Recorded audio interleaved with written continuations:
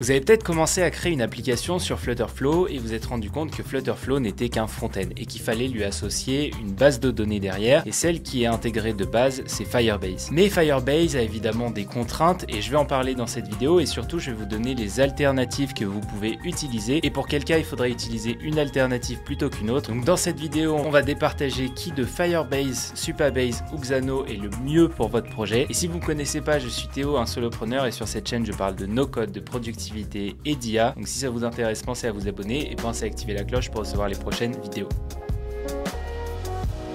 Alors, commençons par Firebase. Firebase, c'est un service, alors il y a énormément de services, mais le service qui nous intéresse, c'est Firestore. C'est une base de données qui est hébergée sur Firebase. Le premier avantage, c'est qu'il y a une intégration parfaite avec Flutterflow. Les gars qui ont créé Flutterflow sont des anciens employés de Google, et du coup, ils sont très habitués à l'environnement Firebase. C'est pour ça qu'ils ont décidé d'aller avec Firebase pour permettre à leurs utilisateurs de construire des bases de données. Donc il y a plein d'avantages. Le premier, c'est que c'est très flexible de par sa nature. Firebase, contrairement à d'autres bases de données, est une base de données en NoSQL. C'est-à-dire qu'elle est totalement déstructurée. Elle n'a pas une structure comme on pourrait avoir sur d'autres bases de données avec des lignes et des colonnes. Le vrai avantage, c'est que du coup, ça permet beaucoup plus de flexibilité, et le désavantage, c'est que vous pouvez être un peu perdu. Même moi, après 18 mois sur l'outil, il y a encore des fois où j'ai parfois du mal à comprendre l'intérêt de certaines choses dans la structure de la base de données. Donc il y a plein de fonctionnalités qu'on peut débloquer sur Firebase, comme les notifications push qui passent par Firebase, comme l'authentification, comme les dynamic links pour avoir des liens qui peuvent aller aussi bien sur le web que dans votre application. Tout ça, c'est géré à partir de Firebase, donc il y a vraiment une intégration hyper bien faite. Évidemment, Firebase a aussi ses mauvais côtés. Le premier, c'est de faire du vendor locking, c'est-à-dire que une fois que vous êtes sur la plateforme, vous pouvez plus en bouger. Le deuxième désavantage, c'est que en général, on n'est pas trop habitué au NoSQL. C'est un format qui est un peu